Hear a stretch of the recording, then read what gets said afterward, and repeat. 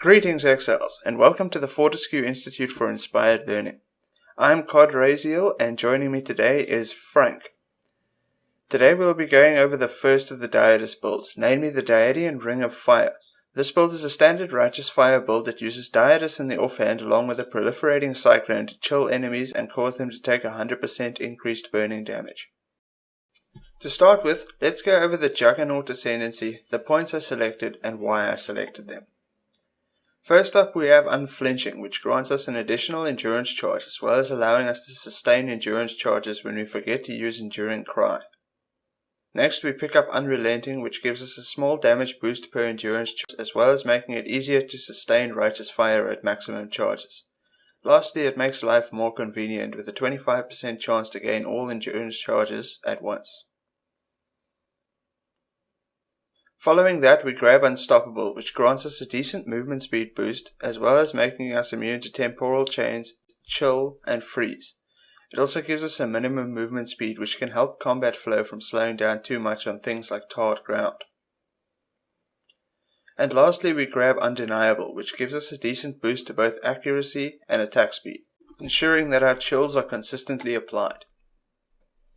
In some gear setups that picked up extra accuracy and attack speed on gloves and jewelry, this won't be necessary and we can instead take Unyielding, which boosts the effectiveness of our Fortify as well as adding regeneration and damage to it. Here you'll see an overview of our passive tree as it would be at level 91, 93 if we choose Alira as our bandit for mana regen and resists. Inspecting it closer, we come out of the Marauder Life section into Warrior's Blood and Heart of the Warrior, grabbing versatility as well for the increased attack speed, accuracy rating and much needed dexterity. We then have two options. We can either come through the Resists in Diamond Skin to relieve some of the pressure on our gear, or we can come through Armor Mastery for some extra armor, regen and movement speed. The choice is yours. We then grab the Endurance Charge and the Jewel Socket along with Juggernaut and Barbarism for some fire resist, armor, life recovery from flasks and increased life. Before leaving the Marauder section of the tree we also grab Arsonist.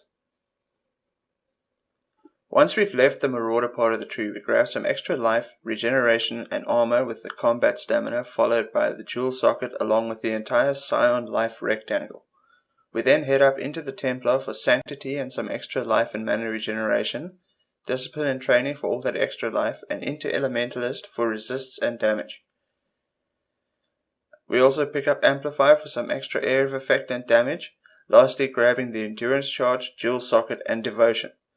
To the right of that we pick up Shaper and the nearby Jewel Socket followed by Elemental Equilibrium. Ending at the top left side of the tree we grab another Jewel Socket, some life, life regeneration and mana regeneration, followed by Mind Over Matter, which allows our mana regeneration to help sustain our Righteous Fire at the cost of needing blood magic on all of our utility skills. It does however also allow us to easily use Divination Distillate for those extra resists.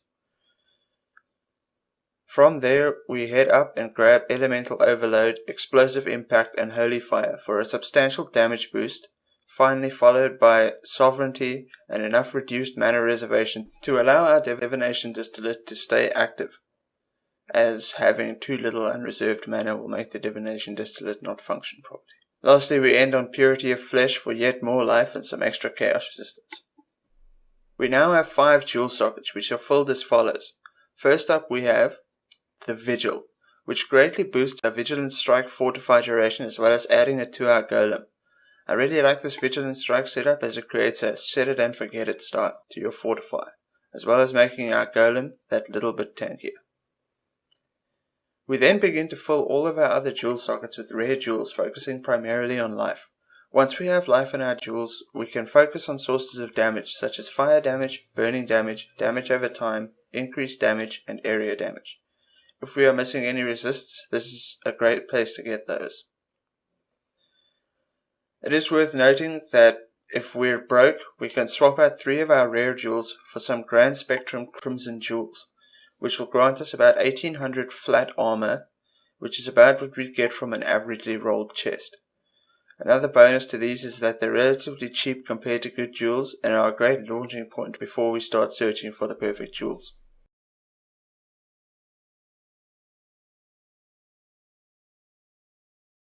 Next, let's go over our gear.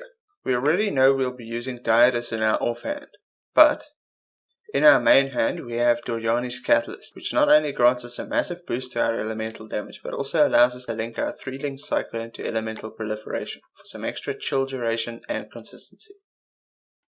For our chest we use Kaum's Heart, which gives us a substantial life boost and therefore damage boost. It's easy for us to use a Kaum's Heart since our maximum links on Righteous Fire are 4 anyway. Another option here is Belly of the Beast if you're short on currency. Coming to our belt, we use the Flow Untethered, which is a Harbinger exclusive unique at the moment. It multiplies all of our regeneration by up to 1.2 times and really helps with sustaining Righteous Fire. Additionally, it reduces the cooldowns of our utility skills and grants us a decent speed boost fairly frequently.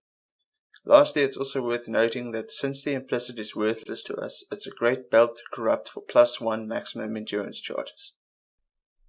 Moving on to our first ring, we use Kaum's Way, which is a fated version of Kaum's Sign, which grants us an extra endurance charge as well as giving us a substantial regeneration boost thanks to the 0.4% life regeneration per endurance charge.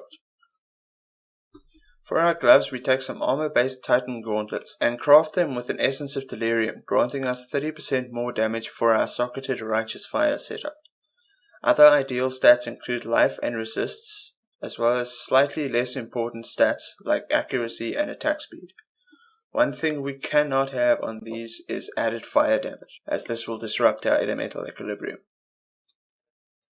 The gloves were chosen to be essence crafted because poorly rolled gloves cost us far less in terms of defense than a poorly rolled helm. On that note, next up is our helm, which is a rare armor-based helm with life and resists. Armor is a bonus here. Our preferred enchant for the helm is Stone Golem Buff Effect, as this boosts our Stone Golem regen substantially. We use pretty standard rare boots with the primary focus being on movement speed, life and resists, with armor as a bonus. The best enchant we can have on these is life and mana regeneration, which goes up to 2% from the Eternal Labyrinth. Our other ring slot is a rare ring, ideally with an opal base crafted with an Essence of Anger. This will give us a massive damage boost. Our preferred stats here are life, resists, dexterity if we need it, with bonus stats being accuracy, attack speed and mana regeneration.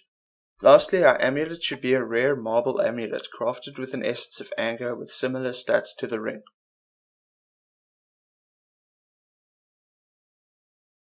Now onto our skill gem setup. Starting with our Righteous Fire in the Essence of Delirium gloves, we have Righteous Fire linked to Concentrated Effect, Elemental Focus and Burning Damage.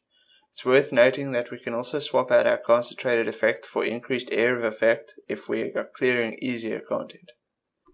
Next, in Doryani's Catalyst, we have Cyclone linked with Unbound Elements and Blood Magic. This setup can be used to chill targets that we hit, and will also be linked with Elemental Proliferation to spread the chill.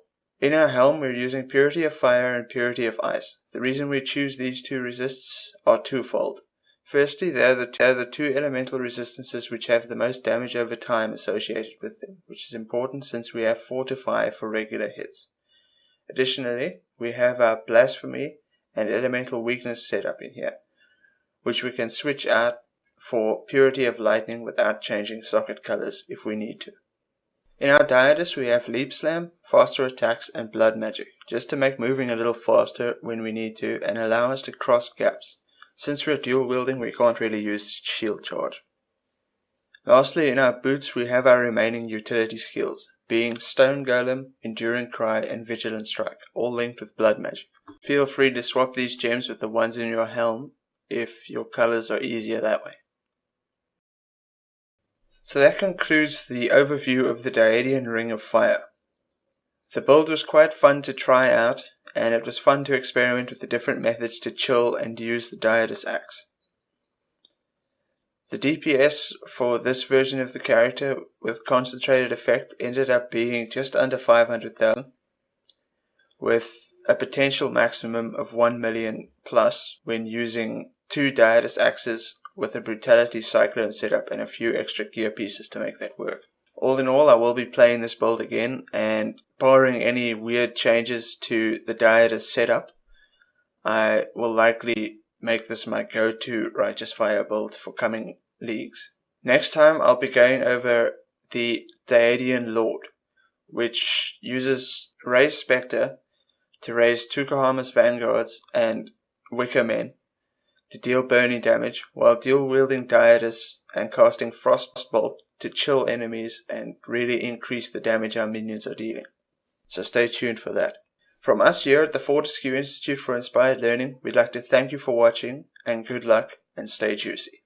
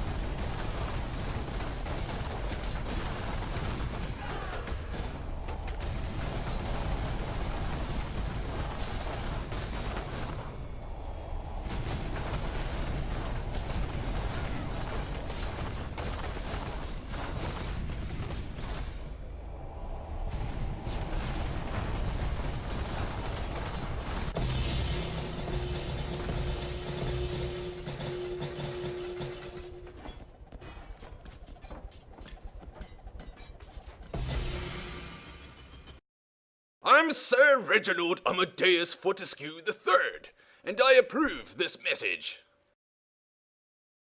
If you enjoyed the video, please do hit that like button, and if you have some friends who would like to benefit from this content, then share this video with them. And lastly, if you really like the style of content on this channel, do hit that subscribe button.